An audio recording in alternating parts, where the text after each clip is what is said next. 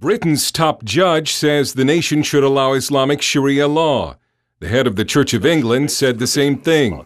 Police dogs might have to wear booties when they search Muslim homes to avoid offending Muslims who believe dogs are unclean. And Britain's Home Secretary has decided that Islamic terrorism should be renamed anti-Islamic activity. There is a real fear of Islam in Britain that is far different than in America, and the headlines here sometimes make it look as if capitulation to Islam is inevitable. It's somewhat astonishing that in a nation of 60 million people, a couple million Muslims could cause so much concern. Critics of the government say that's because Britain's politically correct leadership has been so slow to tackle this problem head-on. So-called hate speech is illegal in Britain, but it depends on who is doing the hating. When these British citizens protested the Mohammed cartoons at the Danish embassy in London in 2006, they expressed their allegiance to terrorists. They called for beheadings and nuclear attacks.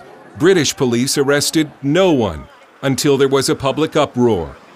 Compare that to when a British news program exposed violent rhetoric in local mosques.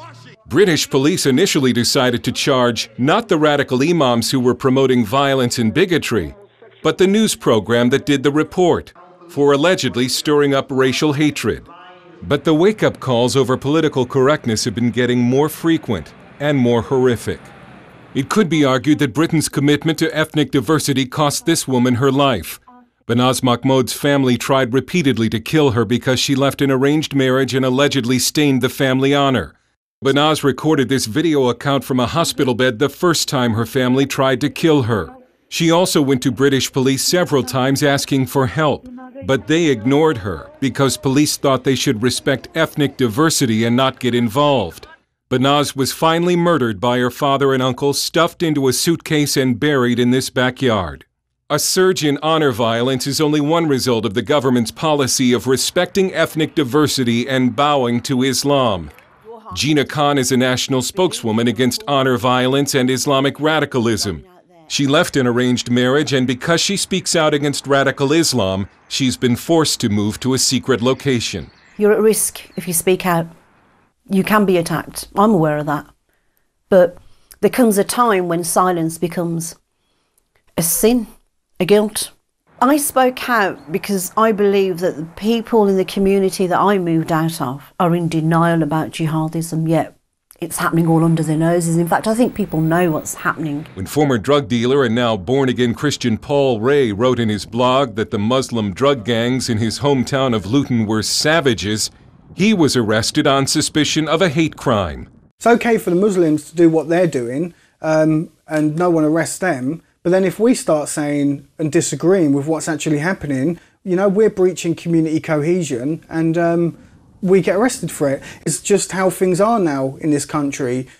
If we speak out or say anything against the protected species, Islam and Muslims. Paul Ray fled Britain after this interview because of threats against his life from Muslim gangs. Whole sections of Britain are now considered dangerous no-go zones for non-Muslims. Sally McNamara is at the Margaret Thatcher Centre for Freedom at the Heritage Foundation. When you have a government who is so hampered by political correctness that they're unwilling to assert national values of tolerance, of rule of law, of human rights and women's rights and that sort of thing, then you're creating mixed messages where you're saying the extremists can flourish. We have a hornet's nest of Islamic extremism in Britain, which we are trying to combat on a counter-terrorism and counter-radicalisation. Stephen Gash helps lead a grassroots group called SIO, Stop the Islamization of Europe, which has a chapter in Britain. They're discriminating against the majority people in Europe now in favour of the Islamists and Muslims. And the way we're going to be taken back to the Stoning Age. So you're now branded racist, Islamophobic or neo-Nazi if you speak out against Islam. But at least one study shows that most British Muslims don't want Sharia law. A lot of Muslims came here to escape it, yet it might be foisted on them anyway by political leaders. Wherever there is this same sort of ideology and mindset, there's now more polygamy in our communities, there's more domestic violence in our communities, there's more forced marriages, and there are more honour killings now.